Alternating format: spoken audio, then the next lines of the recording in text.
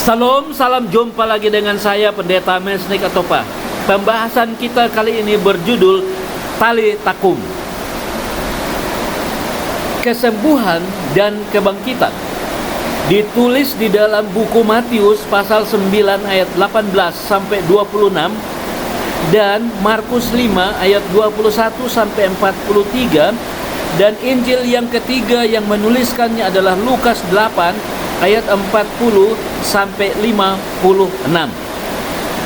Kita akan fokus pada Lukas 8 ayat 40 sampai 56, meskipun ada beberapa ayat yang kita sebutkan di luar buku Lukas 8 ayat 40 sampai 56. Jika kita melihat secara garis besar, maka bagian A adalah anak Yairus, kepala rumah ibadat yang berumur 12 tahun sedang sakit keras. Bagian B-nya adalah ada seorang perempuan yang sakit pendarahan selama 12 tahun. Dan kembali bagian A membahas tentang anak kepala rumah ibadat yang bernama Yairus meninggal dunia dan dibangkitkan oleh Tuhan Yesus. Bagian A.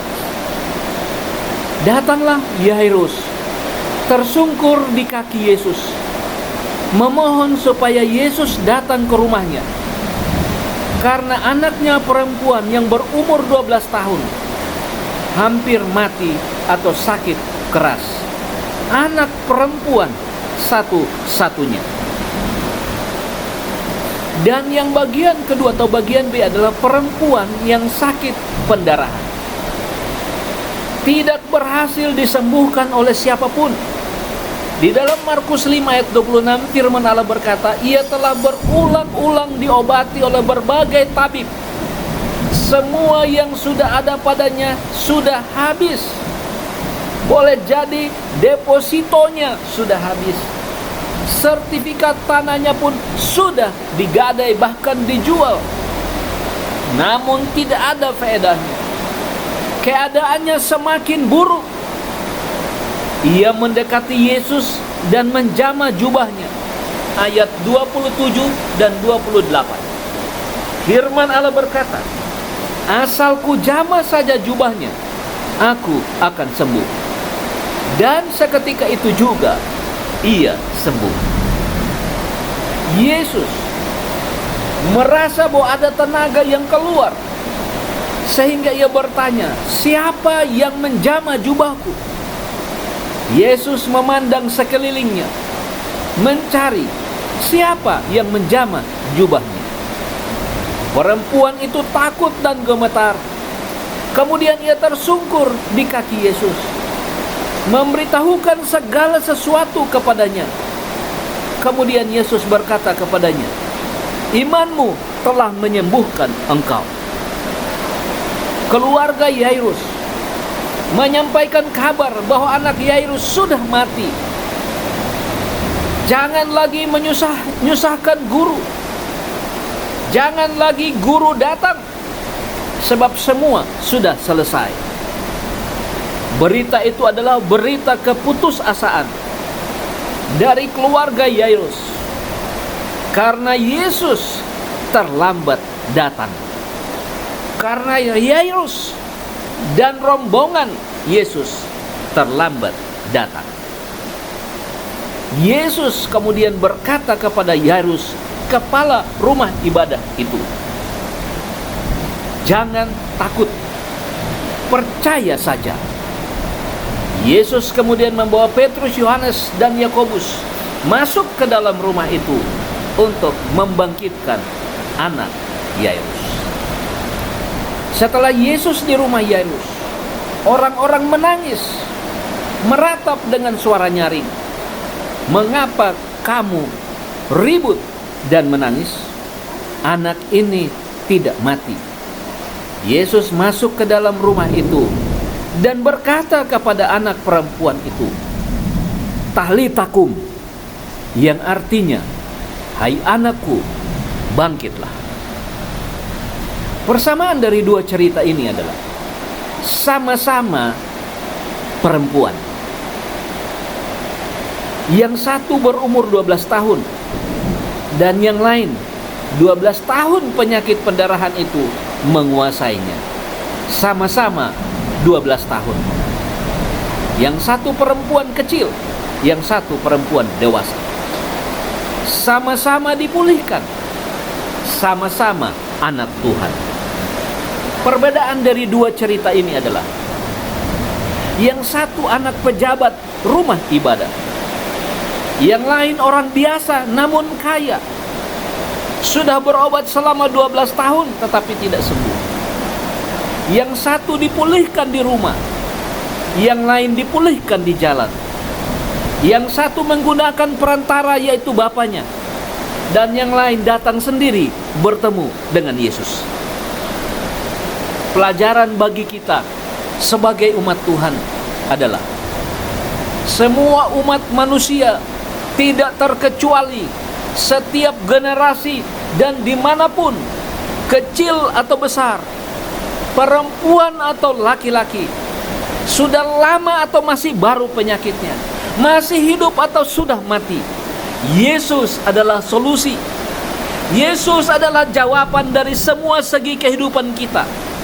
Jangan ragu-ragu untuk bertemu dengan Yesus. Kapanpun Ia bersedia memberikan pertolongan kepada Anda. Yesus dapat menyembuhkan penyakit yang sudah lama, akut, penyakit yang sudah 12 tahun, penyakit yang 38 tahun, bahkan lebih daripada itu. Yesus dapat menyembuhkan penyakit yang baru.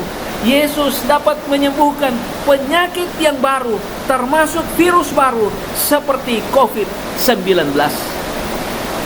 Yesus dapat menyembuhkan penyakit dengan menjamah tubuh pasien, memegang tangan pasien. Yesus juga dapat menyembuhkan dari jarak jauh. Bahkan sebaliknya, jika manusia mau datang dan menjamah jubahnya pun akan sembuh. Yesus mampu menyembuhkan berbagai macam penyakit, termasuk penyakit yang paling berbahaya sekalipun. Yesus mampu menyembuhkannya. Yesus tidak saja mampu menyembuhkan, tetapi membangkitkan orang mati sekalipun. Yesus sanggup. Hanya dengan kata Talita kum, bangkitlah hai anakku, maka kita akan dipulihkan. Itu sebabnya di dalam Matius 11 ayat 28 firman Allah berkata, marilah kepadaku semua yang letih lesu dan berbeban berat, aku akan memberikan kelegaan kepadamu. Apapun beban Anda, boleh jadi adalah beban keluarga, datanglah kepada Yesus. Kalau Anda sakit, datanglah kepada Yesus. Kalau penyakit Anda tidak tersembuhkan oleh dokter, datanglah kepada Yesus. Ketika orang menjauh dari Anda oleh karena berbagai macam penyakit, datanglah kepada Yesus. Karena Yesus adalah solusi dari semua masalah Anda. Ia mengundang Anda, Ia memanggil Anda untuk datang kepadanya, karena Ia mampu memberikan kepada Anda kesentosaan dan kelegaan. Apa bagian kita supaya kita sembuh? Bagian yang pertama adalah kita harus mengaku. Lukas 8 ayat 47. Ketika perempuan itu melihat bahwa perbuatannya itu ketahuan, ia datang dengan gemetar, tersungkur di depannya, dan menceritakan kepada orang banyak apa sebabnya menjamah dia, dan bahwa seketika itu juga ia menjadi sembuh. Saudara-saudaraku, tersungkur artinya menyembah. Dia datang dan menyembah Allah, mengakui perbuatan-perbuatannya, mengakui penyebabnya, dan Yesus menyembuhkan. Dan yang kedua adalah beriman. Di dalam Lukas 8 ayat 48 firman Allah berkata, maka katanya kepada perempuan itu, hai anakku, imanmu telah menyelamatkan engkau, pergilah dengan selamat. Kesembuhan kita tergantung dari iman kita. Ketika Yesus berada di dunia ini dan ketika dia menyembuhkan orang, Yesus selalu menyatakan ini, dosamu sudah diampuni, imanmu telah menyelamatkan engkau. Mengapa? Karena kesembuhan yang diberikan oleh Yesus adalah kesembuhan holistik, kesembuhan menyeluruh. Dia bukan hanya menyembuhkan penyakit jasmani kita, tetapi dia juga menyembuhkan penyakit rohani kita dan juga penyakit sosial kita. Dan ketika satu paket ini disembuhkan, maka manusia itu total sembuh. Dan yang ketiga, Yesus berkata, jangan takut, percayalah. Lukas 8 ayat 50. Tetapi Yesus mendengarnya dan berkata kepada Yairus, jangan takut, percaya saja, dan anakmu akan selamat. Bapak, Ibu, saudara-saudara sekalian, kita diminta untuk percaya. Jika ada masalah keluarga Anda, masalah penyakit, percayakan kepada Yesus, karena Yesus dapat mengatasinya. Yesus akan memulihkan Anda. Apa rintangan yang menghalangi kita sembuh? Yang pertama adalah orang banyak. Di dalam Lukas 8 ayat 45, firman Allah berkata, lalu kata Yesus, siapa yang menjamah aku? Dan karena tidak ada yang mengakuinya, berkatalah Petrus, guru, orang banyak mengurumuni dan mendesak engkau. Ada banyak orang yang boleh jadi campur tangan dalam semua urusan kita, termasuk urusan penyakit. Dan boleh jadi mereka lah yang penghambat dari kesembuhan kita. Karena orang banyak ini bisa mengarahkan kita kepada hal-hal yang tidak benar. Sebagai contoh, pada suatu kali teman kerja seorang direktur bersama dengan saya mengadakan kebaktian kebangunan rohani di salah satu tempat di tepi Laut Bangka. Waktu kami pergi, istrinya memang agak sakit. Tetapi begitu kami sudah tiba di lokasi, ada berita datang mengatakan bahwa istri direktur ini sekarang tidak sadarkan diri. Padahal penyakitnya tidak parah. Lalu ia kembali. Setelah KKR saya kembali dan saya tanyakan, mengapa bisa demikian? Ternyata ada orang yang pada waktu mengunjungi, melihat, melawat dia di rumah sakit. Ada seorang ibu yang bertanya kepada ibu ini, apa yang Anda rasakan? Kemudian ibu itu menjawab, ada sakit di bagian perut saya. Kemudian ibu mengatakan, aduh, saya punya ipar pun begitu, sakit di bagian perutnya, dan 3 hari meninggal dunia. Itu sebabnya kata meninggal dunia inilah yang membuat ibu ini kemudian tidak sadarkan diri.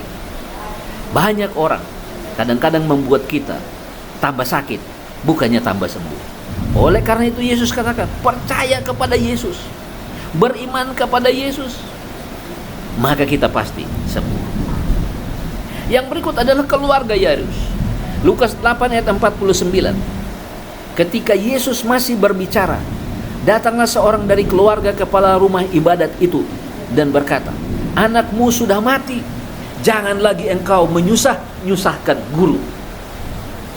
Saudara, kadang-kadang keluarga kita juga yang membuat penyakit kita tidak sembuh. Saya kasih contoh. Ketika anggota keluarga kita sakit dan sudah lama, ketika dia mengatakan saya mau ke dokter, maka ada anggota keluarga yang mengatakan kita sudah tidak punya uang lagi, kita sudah jual semua, sudah tidak ada uang lagi, hanya rumah yang tempat kita tempati inilah tempat kita. Kalau kita jual untuk mengobati engkau, kemana kita akan tinggal? Akhirnya keputusan bersama bahwa tidak ada uang, dan akhirnya tidak diobati. Akhirnya apa? Mati. Saudara-saudara, kadang-kadang keluarga juga menjadi penyebab kenapa tidak ada kesembuhan. Oleh karena itu Yesus mengatakan, mari kita memandang dan melihat kepada Yesus. Mungkin kita sudah berdoa 1-2 kali, berpuasa 1-2 kali, namun penyakit yang kita derita tak kunjung ada kemajuan. Lalu kita berhenti berdoa dan berpuasa. Kita berteriak, Tuhan, Engkau ada di mana? Kita tidak melakukan bagian kita, tapi kita sudah meninggalkan Tuhan. Kita tidak melakukan pengakuan, kita juga tidak percaya tapi kita sudah meninggalkan Tuhan. Ringkasan dari pelajaran kita adalah semua umat manusia, tidak terkecuali, setiap generasi dan dimanapun, kecil atau besar, Yesus adalah solusi. Yesus adalah jawaban dari semua segi kehidupan kita. Jangan ragu-ragu untuk bertemu dengan Yesus. Kapanpun Ia bersedia untuk memberikan pertolongan kepada Anda. Yesus dapat menyembuhkan penyakit yang sudah lama, penyakit akut, yang sudah 12 tahun, bahkan 34 tahun, bahkan lebih lama lagi. Dan Yesus dapat menyembuhkan penyakit yang baru, termasuk virus baru, seperti COVID-19. Yesus dapat menyembuhkan penyakit dengan menjamah tubuh pasien, memegang tangan pasien. Yesus juga dapat menyembuhkan dari jarak jauh. Bahkan sebaliknya, jika manusia mau datang dan menjamah jubah, maka ia pun akan mendapat kesembuhan. Ya, bagian kita adalah mengaku. Di dalam Lukas 8 ayat 47, ketika perempuan itu melihat bahwa perbuatannya itu ketahuan, ia datang dan bergemetar, tersungkur di depannya dan menceritakan, mengakui kepada orang banyak, sebab ia menjamah dia, dan bahwa ia seketika itu juga ia menjadi sembuh.